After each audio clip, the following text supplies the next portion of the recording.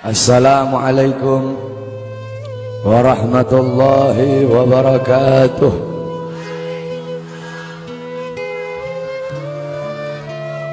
Bismillahirrahmanirrahim. Alhamdulillahil qawiyyi sultanuh, al-wadihil burhanuh, al-mabsut fil wujud karamuhu wa ihsanuh. Allahumma salli ala nuril anwar wa sirril asrar wa tiryakil akhyar wa miftah babil yasar Sayyidina wa maulana Muhammadin al-Mukhtar wa alihi al-adhar wa ashabihi al-akhyar adada ni'amillahi wa ifdalih, amma ba'd. Yang saya cintai, yang saya muliakan, para alim ulama, para habaib, para kiai, para asatid, para tokoh masyarakat, para aparat pemerintah, wabil khusus Al-Habib Abdullah bin Muhsin Al-Muhdar. Yang saya cintai, yang saya muliakan, guru kita bersama Kiai Haji Mahdi beserta para kiai, para asatid yang lain. Yang saya cintai, yang saya muliakan, ketua panitia beserta seluruh panitia, ketua musalla Ar-Raudhah, imam musalla beserta seluruh hadirin dan hadirat, bapak-bapak, ibu-ibu, pemuda-pemudi umat Sayyidina Muhammad yang selalu dimuliakan oleh Allah Subhanahu wa ta'ala. Alhamdulillah, segala puji dan syukur kembali ke hadirat Allah Subhanahu wa ta'ala. Dialah Allah Subhanahu wa ta'ala, Tuhan seru sekalian alam. Dialah Allah, Raja yang menguasai segala kekuasaan. Dialah Allah Subhanahu wa ta'ala yang maha besar dari segala sesuatu yang besar. Yang besar selain Allah kecil. Dialah Allah Subhanahu wa ta'ala yang maha kaya dari segala sesuatu yang kaya. Yang kaya selain Allah miskin. Dialah Allah Subhanahu wa ta'ala, Raja di atas para raja. Yang raja selain Allah budak. Dialah Allah Subhanahu wa ta'ala yang maha perkasa, yang maha kuat. Yang perkasa selain Allah, yang kuat selain Allah lemah. Dialah Allah Subhanahu wa ta'ala yang maha hidup. Yang hidup selain Allah pasti akan mati. Yang ada selain Allah pasti akan tiada. Yang wujud selain Allah pasti akan binasa. Sedangkan hidupnya Allah, adanya Allah, wujudnya Allah selama-lamanya, kekal abadi, tidak akan pernah musnah dan tidak akan pernah binasa. Dialah Allah yang dimana kedekatan hamba dengannya tidak akan membuat hamba itu setara dengannya. Jauhnya hamba darinya tidak akan membuat dinding penghalang antara hamba dengannya. Dialah Allah yang dimana walaupun seluruh hamba-hamba dari awal zaman sampai akhir zaman semuanya berbuat baik, tidak akan menambahkan sedikit pun keagungan di sisi. Dan dialah Allah yang dimana walaupun seluruh hamba-hamba dari awal zaman sampai akhir zaman semuanya berbuat dosa, tidak akan mengurangi sedikit pun keagungan di sisinya. Dan dialah Allah yang dimana pada malam hari yang mulia ini, di tempat yang penuh dengan barakah ini, Allah Subhanahu wa ta'ala sedang memandang kita semua yang duduk di tempat ini. Allah pandang dengan pandangan rahmat, Allah pandang dengan pandangan kasih sayang, Allah pandang dengan pandangan maghfirah, Allah pandang dengan pandangan pengampunan. Kenapa saudara-saudara? Karena kita mendapatkan keberkahan dan kemuliaan dari baginda agung Nabi besar Muhammad sallallahu alaihi wasallam. Allah Subhanahu wa ta'ala mengampuni dosa-dosamu yang telah lalu, mulai dari langkahan kaki kalian dari rumah kalian menuju ke tempat ini. Dari tempat ini kalian pulang menuju ke rumah, di situ Allah ampuni dosa-dosa yang akan datang. Kenapa? Karena duduknya kita di sini mendapatkan barokah dari para ulama. Duduknya kita di sini mendapatkan barokah dari orang-orang saleh. Kita duduk di sini berkumpul bersama para kiai, berkumpul bersama para ustadz, berkumpul bersama orang-orang saleh. Qala Rasul sallallahu alaihi wasallam, "Man zara aliman fa ka'annama zarani, man safaha aliman fa ka'annama safahani, man jalasa aliman fa ka'annama jalasani fid dunya, faman jalasani fid dunya ajlastuhu ma'i yaumal qiyamah." Berkata Rasulullah sallallahu alaihi wasallam, siapa orang yang mendatangi ulama, mendatangi kiai, mendatangi ustadz, mendatangi guru-guru agama, sama seperti kalian mendatangiku, kata Rasul. Siapa orang yang musafahah, mencium tangan ulama, mencium tangan kiai, mencium tangan guru-guru agama, sama seperti kalian mencium tanganku. Dan siapa orang yang di dunia duduk berkumpul bersama ulama, duduk berkumpul bersama orang-orang soleh, duduk berkumpul bersama para kiai, sama seperti kalian duduk denganku di dunia. Dan siapa orang yang duduk denganku di dunia, kelak di yaumil qiyamah akan aku dudukkan dia bersamaku. Orang-orang yang beruntung di akhirat, orang-orang yang berbahagia di akhirat, bukanlah orang-orang yang hanya datang sekedar bawa pahala salat, yang hanya datang sekedar bawa pahala zakat, yang hanya datang sekedar bawa pahala haji. Akan tetapi orang-orang yang beruntung di akhirat, orang-orang yang kedua matanya dihalalkan oleh Allah untuk memandang wajah indah baginda Sayyidina Muhammad. Saudara-saudara, kelak di akhirat, kalau kedua mata kita tidak bisa memandang wajah Nabi, kalau kedua mata kita Allah haramkan untuk memandang wajahnya Nabi, kita menjadi orang-orang yang celaka, kita menjadi orang-orang yang rugi kalau nanti tidak bisa memandang wajahnya Nabi Muhammad. Para sahabat-sahabat yang mulia, beliau-beliau ingin masuk surga. Tujuannya itu bukan istana yang temboknya terbuat dari emas putih, bukan istana yang tanahnya terbuat dari kasturi, bukan bidadari-bidadari, bukan telaga Al-Kautsar, bukan telaga Al-Haud. Tujuan para sahabat masuk surga, tujuan para sahabat masuk surga satu, berkumpul dengan Nabi Muhammad SAW. Andaikan di surga tidak ada Nabi, para sahabat tidak ingin masuk surga, saudara-saudara. Sayyidina Ja'far bin Abi Thalib, Ja'far At-Tuyar, Ja'far At-Tuyur yang berterbangan di surga. Sayyidina Ja'far bin Abi Thalib, ketika beliau mati syahid, kedua tangannya terputus, Allah gantikan dengan sayap, sehingga Ja'far, ruhnya beliau menghadap Allah Subhanahu wa taala. Ketika ruhnya beliau mau sampai ketika ruh beliau mau sampai di hadapan Allah, tiba-tiba terbayang dari kedua matanya beliau pandangan kepada wajah baginda Nabi besar Muhammad SAW. Terbayang akan wajah Nabi Muhammad, sehingga beliau bermohon kepada Allah, ya Allah, izinkan aku kembali ke dunia untuk memandang wajah indah baginda Nabi besar Muhammad SAW. Sayyidina Abu Bakar As-Siddiq radhiyallahu anhu, ketika beliau sedang berkumpul bersama Nabi, Nabi Muhammad berkata, wahai Abu Bakar, apakah engkau sudah makan? Kata Sayyidina Abu Bakar, aku belum makan ya Rasulullah. Pulanglah engkau pergi makan dulu. Pulang Sayyidina Abu Bakar As-Siddiq. Ketika Sayyidina Abu Bakar As-Siddiq pulang, tidak lama kemudian datang lagi. Kata Rasul, wahai Abu Bakar, aku tidak pernah melihat orang makan secepat itu. Kok cepat banget engkau makan?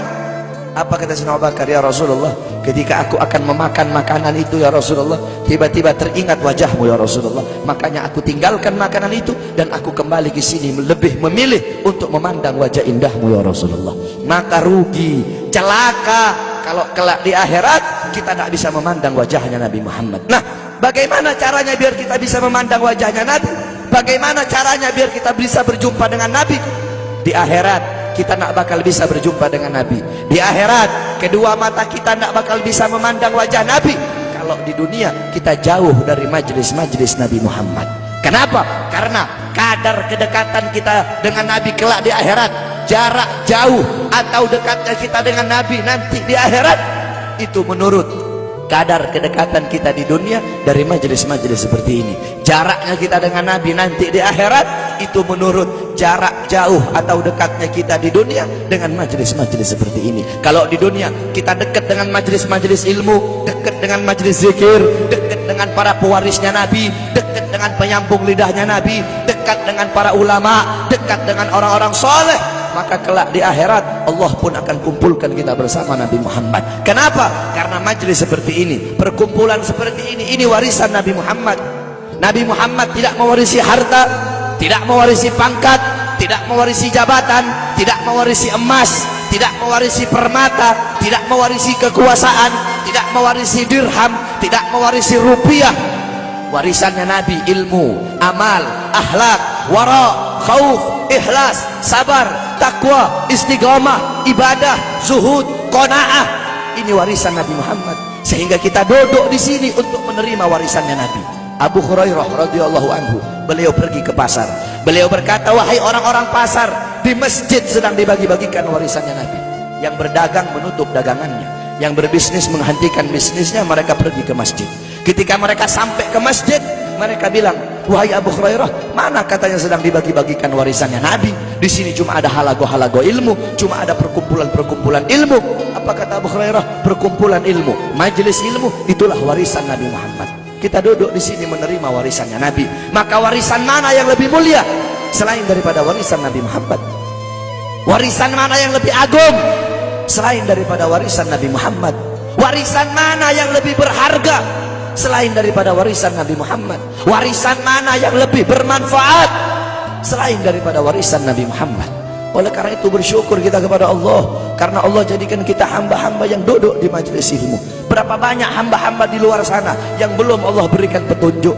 Berapa banyak hamba-hamba di luar sana hatinya belum Allah gerakkan untuk duduk di majelis-majelis seperti ini. Qala Rasul, ad-dunya mal'un, mal'unu ma fiha illa dzikrullah wa ma wala wa aliman aw muta'alliman. Dunia ini terkutuk, dunia ini hina, dunia ini bejat, dunia ini biadab, wa ma fiha, dan hal-hal yang ada di dalamnya illa dzikrullah, kecuali orang-orang yang mengingat Allah, orang-orang yang berzikir kepada Allah, yang hatinya berhubungan dengan Allah, yang hatinya bersambung kepada Allah, yang hatinya mencintai Allah, yang hatinya takut kepada Allah, yang mengalir akan air matanya karena takut kepada Allah, yang lidahnya basah dengan Al-Quran, dengan zikir, dengan tahlil, dengan tahmid, dengan tasbih, dengan takbir, dengan tamjid, dengan sholawat. Orang-orang yang taat kepada Allah, yang patuh kepada Allah, yang tunduk kepada Allah, yang bertakwa kepada Allah, yang menghambakan dirinya kepada Allah. Orang-orang yang tidak menyembah selain Allah, orang-orang yang lupa kepada selain Allah, orang-orang yang di saat hamba-hamba yang lain sedang terlelap dalam tidurnya, mereka bangun, mereka bersujud, berteguk lutut memohon kepada Allah Subhanahu wa taala. Orang-orang yang menghidupkan malam-malamnya untuk beribadah kepada Allah. Wa aliman, orang-orang yang alim, orang-orang yang soleh, para kiai, para ustadz, para guru-guru agama. Wa muta'alliman, para penuntut ilmu yang suka duduk di majelis ilmu, di pesantren, di masjid, di musalla untuk menuntut ilmunya Allah. Cuma ini golongan yang mulia di muka buminya Allah. Selain daripada itu, yang sibuk dengan urusan dunia, yang sibuk dengan urusan harta, yang sibuk dengan urusan bisnis, yang sibuk dengan urusan pangkat, yang sibuk dengan urusan jabatan, siapapun, saya kek, kiai kek, habib kek, ustadz kek, lurah kek, camat kek, bupati kek, wali kota kek, gubernur kek, menteri kek, presiden kek, siapapun yang sibuk dengan urusan dunia sehingga lalai, sehingga lupa, sehingga ghafil, sehingga lupa kepada Allah, sehingga lalai dari kewajiban, maka termasuk dalam mal'un yang dikatakan oleh baginda Nabi besar Muhammad sallallahu alaihi wasallam. Oleh karena itu bersyukur kita kepada Allah. Ini nikmat yang luar biasa, ini nikmat yang agung. Allah kumpulkan kita bersama ulama. Kedua mata kita memandang wajah para ulama, kedua mata kita memandang wajah ulama. Ini suatu anugerah yang luar biasa, saudara-saudara. Di zamannya Syekh Abu Yazid Al-Bustami, ketika itu sedang ditimpa musim kemarau.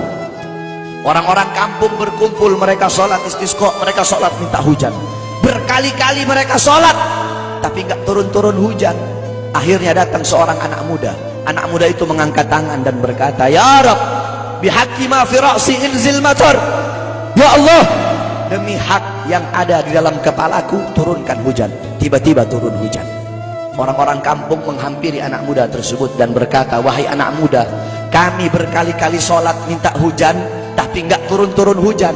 Engkau satu kali kau minta, satu kali kau berdoa kepada Allah dengan membawa hak yang ada dalam kepalamu, Allah terima kau punya doa. Memangnya dalam kepalamu itu ada apa?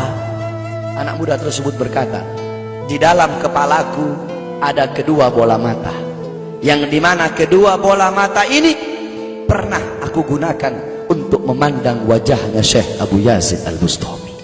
Berkat kedua mata, sebab kedua mata yang pernah memandang wajah beliau, sebab kedua mata yang pernah memandang wajah orang soleh, maka aku bawa kedua mata ini menghadap Allah dengan harapan agar Allah menerima doaku dan Allah pun menerima doaku. Itu kedua mata yang memandang wajah orang soleh. Maka bagaimana kalau kita duduk berkumpul bersama ulama? Kata Rasulullah, satu kali pandanganmu engkau memandang orang alim, engkau memandang orang ahli agama, pandanganmu itu lebih mulia, lebih baik, lebih utama daripada engkau menyedekahkan 1000 kuda untuk orang-orang yang berjuang di jalan Allah. Faqih Muqaddam Muhammad bin Ali Ba'alawi, di zaman beliau, ketika itu beliau sudah meninggal. Faqih Muqaddam, beliau adalah Ustadzil A'dham. Beliau seorang guru besar. Beliau Syekhus Syuyuhus Syariah, gurunya para guru-guru syariat. Bukan guru syariat, tapi gurunya para guru-guru syariat. Qudwatul Muhaqqiqin, pedoman para ahli hakikat. Tajul A'immatil Arifin, beliau mahkota para ahli ma'rifat. Faqih Muqaddam, kakeknya para habaib, kakeknya Segaf wal Idrus Al-Habsyi, Al-Abbas bin Syahab, dan para habaib-habaib yang lain.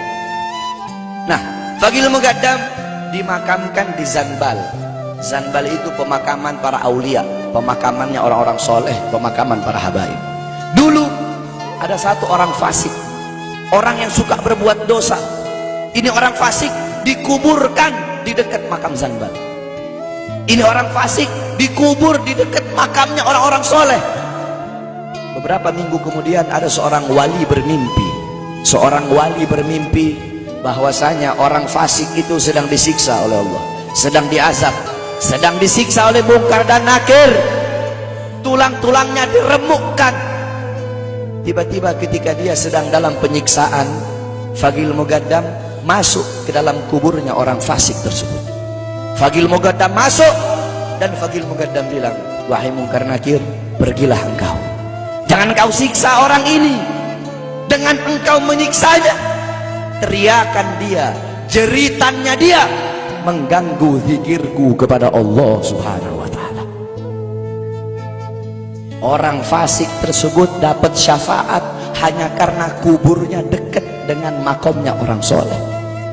Maka bagaimana kalau kita di dunia dekat dengan ulama, duduk bersama orang-orang soleh? Dalam sebuah athar, Allah Subhanahu wa ta'ala bertanya kepada Jibril tentang seorang hamba. Wahai Jibril, tanya kepada hamba tersebut, apakah dulu ketika di dunia dia pernah duduk bersama ulama? Ditanya oleh Jibril, tidak pernah, aku tidak pernah duduk bersama ulama. Tanya kepadanya, apakah dia pernah makan bersama ulama? Ditanya, dia bilang tidak pernah makan bersama ulama. Tanya kepadanya, apakah garis keturunannya ada yang bersambung kepada ulama? Ditanya, ternyata tidak ada. Apakah dia cinta ulama, kenal ulama? Tidak. Kata Allah, masukkan orang ini ke surga. Jibril berkata, kenapa kau masukkan ke surga? Dia nggak pernah duduk bersama ulama, tidak pernah makan bersama ulama, orang alim bukan. Kata Allah, karena dia mencintai seseorang, yang dimana seseorang yang dia cintai cinta kepada ulama. Orang itu tidak langsung cinta ulama, tidak, tapi dia mencintai seseorang. Seseorang yang dia cintai itu cinta kepada ulama. Lihat, begitu luar biasanya mencintai para ulama. Karena beliau-beliau para ulama, orang-orang soleh, mereka orang-orang yang merindukan Allah dan Allah merindukannya. Mereka orang-orang yang mengutamakan Allah di atas segala-galanya, sehingga Allah mengutamakan mereka di atas segala-galanya. Mereka para ulama, orang-orang soleh, orang-orang yang banyak menangis karena takut kepada Allah. Dengan sebab-sebab mereka, dengan keberadaan beliau-beliau, hujan masih turun dari langit. Dengan sebab beliau-beliau, orang-orang yang takut, yang banyak menangis, karena beliau-beliau, bumi masih menumbuhkan tumbuh-tumbuhan untuk kita. Andai diabaikan, tidak ada beliau-beliau, tidak ada para ulama, tidak ada orang-orang soleh, tidak ada para salafun soleh, tidak ada para solihin, tidak ada para waliullah, tidak ada orang-orang yang takut kepada Allah. Langit tidak mau menurunkan hujan untuk kita, saudara-saudara. Oleh karena itu bersyukur kita kepada Allah. Allah kumpulkan kita bersama para ulama, Allah kumpulkan kita bersama orang-orang soleh. Ini kemuliaan yang Allah berikan kepada kita sebagai umat Nabi Muhammad. Saudara-saudara, kita duduk di majelis yang mulia ini untuk memperingati Isra wal Mi'raj baginda Nabi besar Muhammad SAW. Kita duduk di sini, kita tidak pernah memandang langsung wajahnya Nabi. Kita tidak pernah berjumpa langsung dengan Nabi. Kita tidak pernah duduk bersama-sama dengan Nabi. Untuk apa kita duduk di sini kalau bukan karena iman dan cintanya kita kepada Nabi Muhammad? Padahal kita tidak pernah berjumpa dengan Nabi, bertemu dengan Nabi tidak pernah, duduk bersama Nabi tidak pernah. Tapi kita beriman kepada Nabi Muhammad. Kita cinta kepada Nabi Muhammad. Kita umat yang dirindukan oleh Nabi, umat yang dicintai oleh Nabi. Rasulullah ketika beliau sedang duduk bersama para sahabat, Rasulullah berkata, wahai para sahabat, tahukah kalian golongan-golongan yang soleh? Tahukah kalian golongan-golongan yang mulia? Sahabat berkata, apakah para malaikat ya Rasulullah? Rasul berkata, bagaimana mungkin malaikat tidak mulia sedangkan mereka berada di sisi Allah? Ada lagi yang mulia, apakah para nabi dan rasul? Bagaimana mungkin nabi dan rasul tidak mulia sedangkan Allah menurunkan wahyu untuk mereka? Ada lagi yang mulia, apakah kami ya Rasulullah? Bagaimana mungkin kalian para sahabatku tidak mulia sedangkan aku berada di tengah-tengah kalian? Ada lagi yang mulia. Kata sahabat, Allah dan engkau yang lebih tahu ya Rasul. Rasulullah menundukkan kepala, Nabi Muhammad menundukkan kepala. Dari kedua pelupuk mata beliau mengeluarkan air mata, membasahi pipi beliau sampai ke janggutnya beliau. Beliau menundukkan kepala sambil menangis dan beliau berkata, golongan yang mulia ini, golongan yang soleh ini, mereka golongan-golongan yang adanya nanti di akhir zaman. Mereka tidak pernah duduk bersamaku, mereka tidak pernah memandang wajahku, mereka tidak pernah mendengar langsung kata-kataku, akan tetapi mereka beriman kepadaku, kata Rasul. Mereka umat yang aku rindukan, mereka umat yang aku cintai.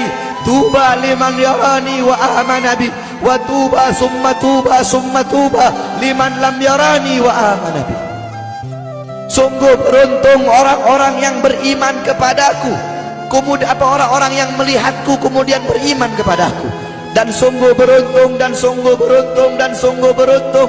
3 kali keberuntungan, 3 kali kemuliaan bagi orang-orang yang tidak pernah melihatku akan tetapi mereka beriman kepadaku. Siapa? Kita umat Nabi Muhammad SAW.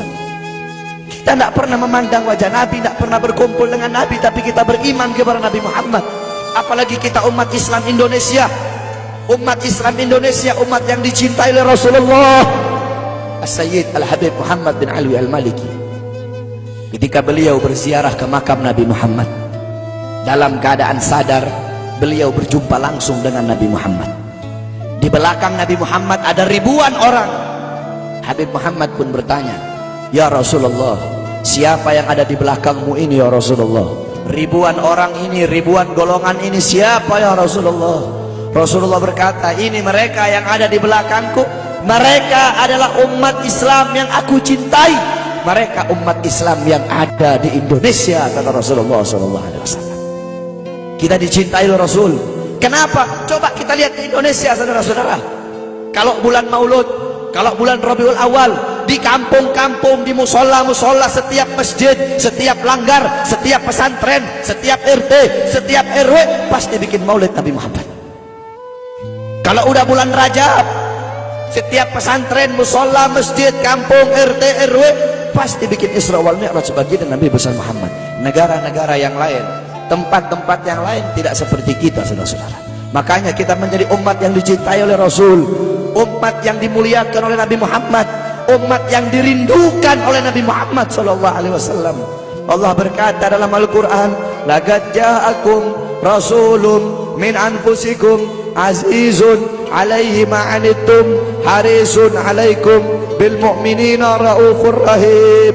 Hei sekalian umat manusia, yang kaya, yang muda, yang tua, yang muda, yang kaya, yang miskin, mulai pejabat sampai rakyat, ulama sampai umat. Hei sekalian umat manusia, laqad ja'akum, telah sampai kepada kalian, telah datang kepada kalian rasulun, utusan Allah, min anfusikum, dari golongan kalian manusia, azizun alaihi ma'anittum, sungguh berat baginya penderitaan yang kau alami, sungguh berat baginya kesusahan yang kau alami. Sebelum kalian susah, dia lebih dahulu susah. Sebelum kalian menderita, dia lebih dahulu menderita. Sebelum kalian menangis, dia lebih dahulu menangis. Sebelum kalian berdarah, dia lebih dahulu berdarah.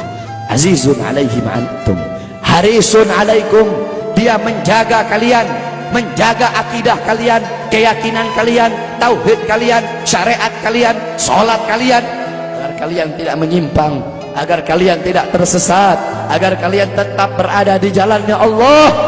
Bil mu'minina raufur rahim, kepada orang-orang yang beriman beliau sangat cinta, beliau sangat sayang, beliau mencintaimu sebelum engkau mencintainya, beliau merindukanmu sebelum engkau merindukannya. Siapa beliau? Siapa dia?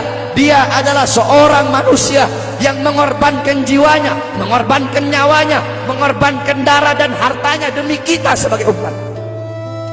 Beliau kepanasan, kedinginan, 3 hari 3 malam makan, mengganjal perutnya dengan sebongkah batu. Perut suci beliau berbunyi. Kelaparan bukan untuk dirinya, kelaparan bukan untuk anak cucunya, kelaparan demi kita sebagai umat. Beliau seorang manusia yang pipinya pernah tertusuk duri sampai tembus ke sebelah demi kita sebagai umat. Beliau seorang manusia yang pernah wajah beliau dilempari kotoran demi kita sebagai umat. Lupakah kalian dengan air mata beliau yang menetes setiap malam demi kalian? Lupakah kalian darah suci beliau yang menetes ketika berada di kota Taif, dilempari batu demi kalian? Ketika beliau pergi ke kota Taif, dahi beliau dilempar batu, darah ke beliau keluar. Ketika darah itu jatuh, ditampung darah beliau, ditampung darahnya. Sahabat berkata, ya Rasul, kenapa kau tampung darahmu ya Rasul? Rasul berkata, andaikan darahku jatuh di atas tanah Taif, penduduk kota Taif akan ditenggelamkan oleh bumi, sedangkan mereka adalah umatku. Luar biasa kasih sayang Nabi kepada kalian. Tetapi kita sebagai umat tidak tahu diri. Kita sebagai umat merusak sunnahnya. Kita sebagai umat melanggar ajarannya.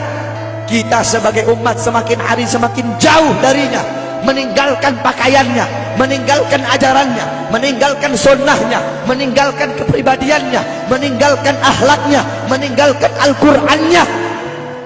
Rasulullah SAW yang dimana gal Sayyidina Ali karamallahu wajhah, inna Rasulullah fi akhir nafsi harragat syafataihi marratain fa'algaitu sam'i fasami'tuhu yaqul ummati ummati faqubida Rasulullah sallallahu alaihi wasallam wa qala law kanatid dunya tadumu liwahidin la kana Rasulullah sallallahu alaihi wasallam fiha mukhallada. Dari Sayyidina Ali karamallahu wajhah, ketika akhir-akhir detik-detik kematiannya Rasulullah, beliau mendengar, beliau melihat dari bibir Rasulullah bergerak dengan 2 kali gerakan. Beliau mendekatkan telinganya, mendekatkan pendengarannya, dan beliau mendengar Rasulullah berkata ummati ummati. Faqubida Rasul, meninggal Rasulullah SAW.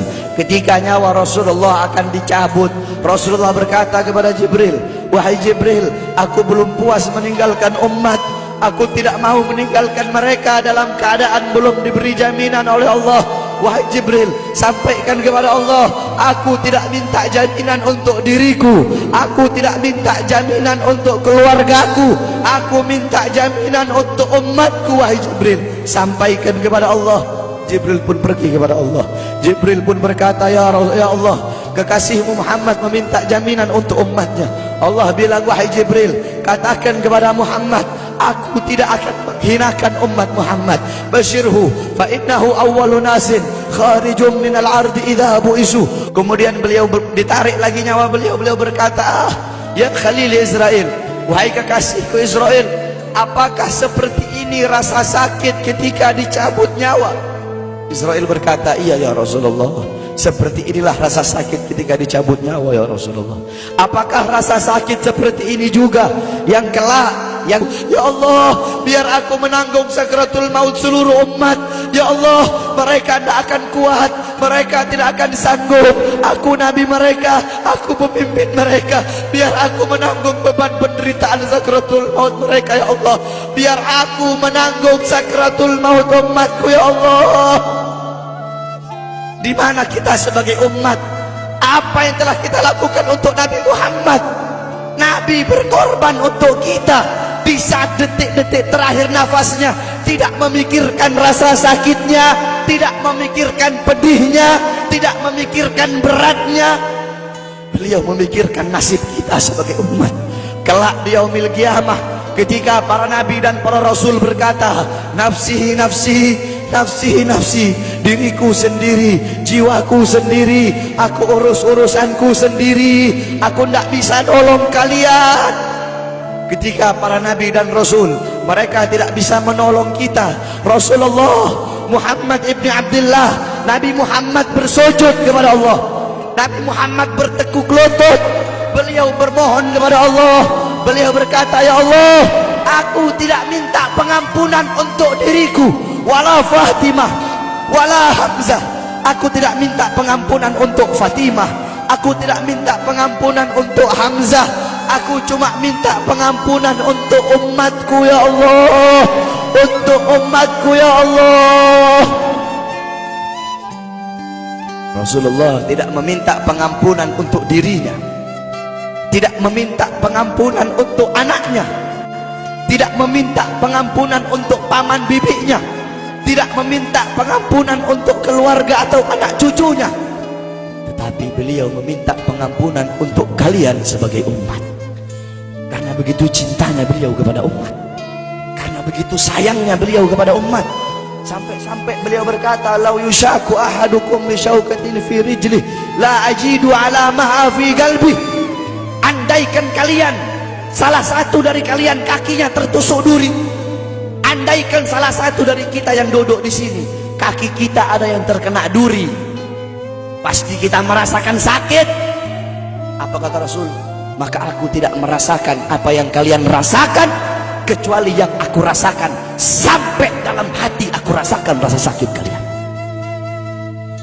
Lihat bagaimana cintanya Rasul kepada kita. Apa yang sudah kita lakukan untuk Nabi? Sudahkah kita mengorbankan kedua mata kita untuk memandang hal-hal yang disukai oleh Nabi? Sudahkah mengorbankan kedua tangan kita memberi makan golongan-golongan yang dicintai oleh Nabi? Mengorbankan lidah kita untuk mendakwahkan, mensuarakan ajaran syiar Nabi? Sudahkah mengorbankan kedua kaki kita melangkah ke tempat-tempat yang diridhoi oleh Nabi? Kita masih belum bisa balas jasa Nabi, dan tidak akan pernah bisa membalas jasa Nabi Muhammad. Jangankan kita duduk di sini berjam-jam, walaupun kita duduk di sini sampai pagi kita duduk, seumur hidup kita duduk di sini, masih belum bisa membalas jasa Nabi Muhammad. Sekalipun kita merangkak, engkau merangkak dari rumahmu menuju makam Nabi, merangkak bukan dengan kaki, merangkak bukan dengan mata, bukan dengan tangan. Walaupun kalian merangkak dengan kedua mata dari rumah kalian menuju makam Nabi, itu masih belum bisa membalas jasa-jasa Nabi Muhammad sallallahu alaihi wasallam. Kita tidak bisa membalas jasa-jasa Nabi Muhammad. Kecintaan kita tidak ada apa-apanya. Apakah kecintaan kita lebih besar daripada kecintaan seorang anak kecil yang ada di zaman Syekh Abdurrahman Ad-Dibai? Di zaman Syekh Abdurrahman Ad-Dibai, pengarang Maulid Diba, ketika beliau ingin berziarah ke makamnya Rasul, ketika beliau ingin ziarah ke makamnya Nabi, ada satu orang anak kecil ingin ikut berziarah. Maka kata rombongan, hai anak kecil, engkau tidak boleh ikut. Ini perjalanan memakan waktu berhari-hari, bisa 4 hari, 5 hari, bahkan sampai 1 minggu. Kau tidak boleh ikut. Pergi anak kecil tersebut. Pergilah rombongan Syekh Abdurrahman Ad-Dibai untuk ziarah ke makamnya Nabi. Tanpa sepengetahuan rombongan, ternyata anak kecil tersebut bergelantungan di bawah kereta kuda Syekh Abdurrahman Ad-Dibai. Anak kecil itu bergelantungan. Dia sampai berhari-hari gak makan, gak minum, gak tidur. Hanya apa? Hanya ingin pergi ziarah ke makam Nabi. Saking cintanya kepada Nabi Muhammad. Dia sembunyi-sembunyi bergelantungan di bawah kereta. Gak makan, gak minum, gak tidur berhari-hari. Sampai ketika sampai di Madinah, itu anak kecil jatuh. Itu anak kecil terjatuh. Rombongan bilang, bukan ini anak kecil yang waktu itu mau ikut? Berarti sudah berhari-hari dia di bawah kereta ini. Dia nggak makan, dia nggak minum, dia nggak tidur. Anak kecil itu berlari. Anak kecil itu berlari sampai dia terjatuh. Saking bahagianya, dia sudah sampai di Madinah. Dia ambil debu-debu Madinah, pasir Madinah, dia ambil, dia usapin ke mukanya. Saking bahagianya, sampai itu anak mati. Anak kecil tersebut mati membawa kecintaannya kepada Nabi Muhammad. Anak kecil itu mati, gak makan berhari-hari, gak tidur, gak minum, hanya ingin ziarah ke makam Nabi Muhammad. Padahal anak kecil itu tidak pernah memandang Nabi, tidak pernah berkumpul dengan Nabi, tapi kecintaannya luar biasa kepada Rasulullah. Akhirnya anak itu dimakamkan oleh Syekh Abdurrahman Ad-Dibai di Madinah. Anak kecil itu dimakamkan di Madinah. Nah, setiap tahun Syekh Abdurrahman Ad-Dibai ziarah ke makamnya Nabi, pasti ziarah ke makam itu anak kecil. Yang anehnya, setiap Syekh Abdurrahman Ad-Dibai ziarah makam anak kecil tersebut, kubur anak kecil tersebut bergeser dengan sendirinya mendekati makam Nabi Muhammad SAW. Sampai sekarang makam anak kecil itu ada di samping Masjid Nabawi. Saking cintanya anak kecil tersebut kepada Rasulullah SAW. Kecintaannya kita nggak ada apa-apanya. Kita tiap hari maksiat, tiap hari berbuat dosa, melakukan hal-hal mungkarat, dhalalat, sayyiat. Takutlah kita kepada Allah. Kembalilah ke ajaran Nabi Muhammad. Jadikan beliau sebagai teladanmu, jadikan beliau sebagai pedomanmu. Hidupkan rumah tanggamu dengan ajaran beliau. Hidupkan kampungmu dengan dengan ajaran dan sunnah beliau. Jadikan rumah tanggamu rumah tangga Sayyidina Muhammad, kampungmu kampung Sayyidina Muhammad, desamu desa Sayyidina Muhammad, kotamu kota Sayyidina Muhammad. Man tasyabbaha biqaumin fahuwa minhum. Barang siapa yang mengikuti suatu kaum, maka dia sama dengan kaum tersebut. Kalau engkau mengikuti Nabi, mengikuti ajarannya Nabi, mengikuti sunnah-sunnahnya Nabi, Rasul yang kau jadikan teladan, Rasul yang kau jadikan pedoman, maka beliau-beliau dimuliakan oleh Allah, kita pun akan dimuliakan oleh Allah.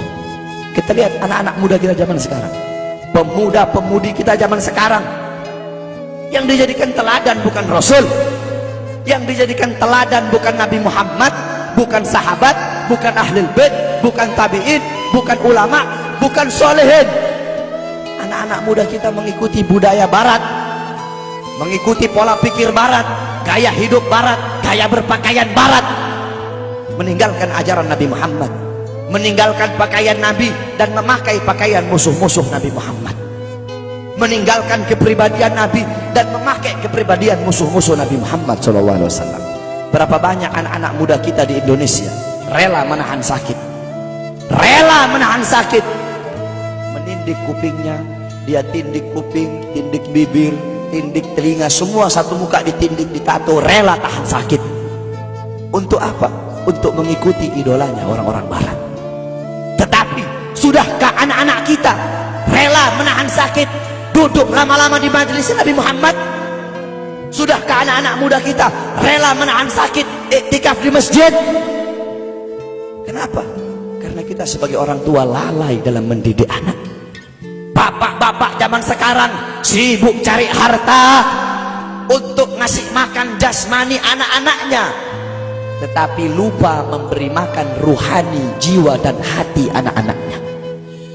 Apakah kau pikir kewajiban sebagai bapak cuma kasih makan jasmaninya saja, ruhaninya, jiwanya, hatinya tidak kau kasih makan. Hati 3 hari gak kena ilmu, hati mati.